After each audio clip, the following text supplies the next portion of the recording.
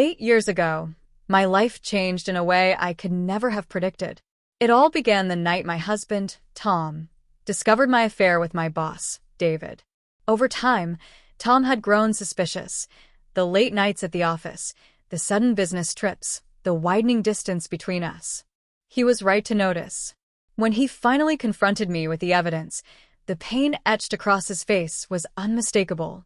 There was no escaping the truth. The affair had never been a sweeping romance. It had been a series of reckless decisions born out of dissatisfaction in my marriage.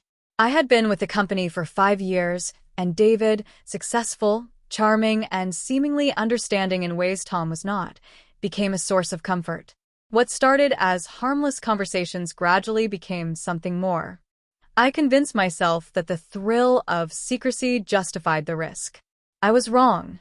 The night Tom found the emails, the proof was undeniable. He didn't yell. He didn't demand explanations. The hurt and disbelief in his eyes spoke louder than words.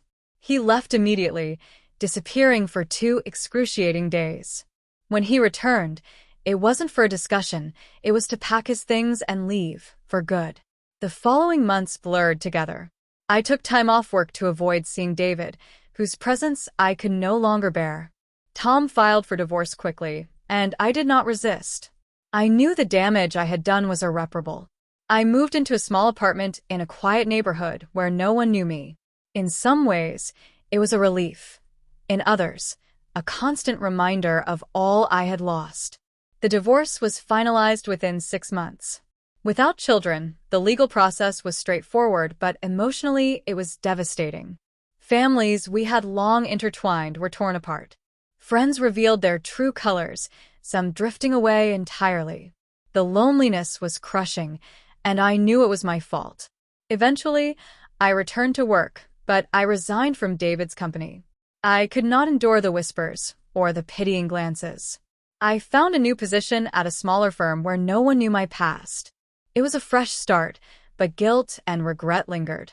I threw myself into work to keep my mind busy, yet I could not shake the feeling that I had lost everything that truly mattered. Over the years, I worked hard to rebuild my life. I sought therapy to understand why I had made such choices, why I had sabotaged my marriage. I realized the affair was never truly about David. It was a mirror of deeper problems in my relationship with Tom, issues I had avoided confronting. I had chosen escape over honest communication. Meanwhile, Tom moved on. Within a year of our divorce, he began dating again and eventually met someone serious.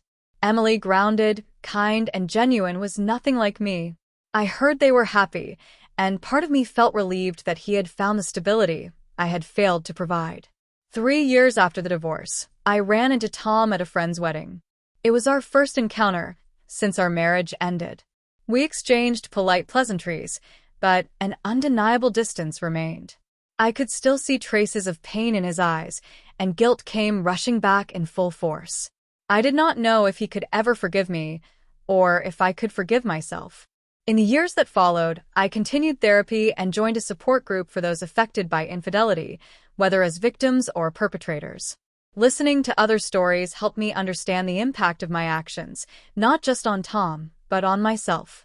The affair had distorted my sense of who I was, and I needed to confront that truth. By the 5th year after the divorce, I had found a semblance of peace.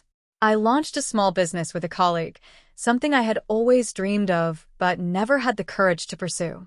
It was not a replacement for the life I had lost, but it was a new beginning. Around the same time, I learned that Tom and Emily were engaged.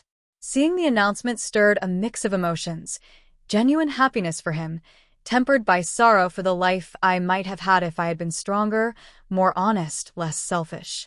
Now, 8 years later, Tom and Emily are married and have recently welcomed their first child.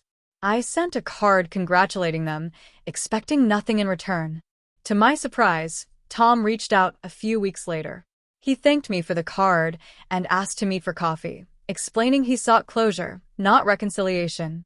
When we met, it felt like reconnecting with an old friend, tinged with both familiarity and distance.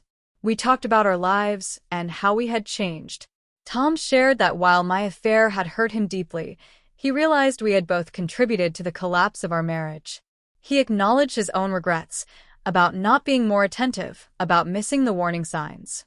While that did not excuse my actions, it eased a burden to know he no longer saw me solely as a villain. He told me he had forgiven me, not for my sake, but for his own peace, with his new family. He needed to let go of the past to embrace his future. We parted with mutual understanding. No drama, no rekindling, just a quiet acknowledgement that a chapter of our lives had closed. Today, I continue running my business, which has surpassed my expectations. I've started dating again, more cautious, more aware of what I want and need in a partner. I have learned that true happiness does not come from fleeting thrills or distractions, but from steady, intentional effort in building a life you can be proud of. The affair remains the gravest mistake of my life. Yet, it taught me more about myself than I could have imagined. I am no longer the person I was 8 years ago, and for that, I am grateful.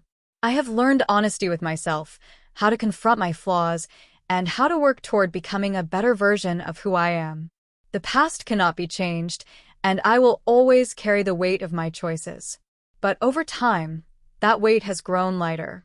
I have realized that while I lost my marriage, I found something even more vital: myself. Sometimes, discovering who you truly are is the hardest journey of all.